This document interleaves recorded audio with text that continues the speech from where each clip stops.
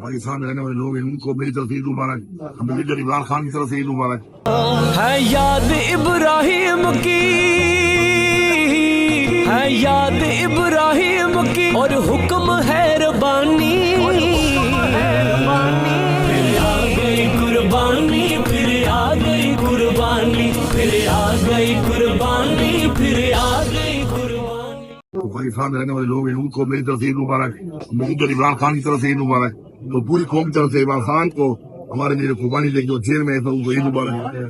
عید کے موقع پر اپنے عزت کے لوگوں کو یاد رکھیں، غریب لوگوں کو یاد رکھیں، کسی اور چیز کی خوشیوں میں اگر آپ شریک ہوں گے تو اللہ تعالیٰ کو ذرا جل جائے گا۔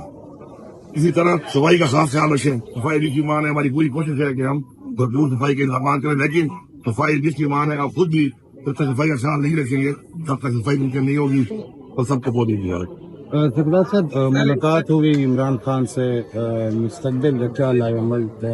وہ تو میں نے تفصیل سے بتا دیا تھا وہاں پر، باہر آ کر میں نے پھر سے بتایا تھا، تو میرے سامنے دوبارہ بتانے کی ضرورت نہیں ہے۔ عید کا دن ہے آج، تو وہ کوئی بات اچھی اٹھا کے نا میں کسی کو کھڑا ہوا چیزیں سچ تھی، آپ کا چینل شاید نہ دکھائے،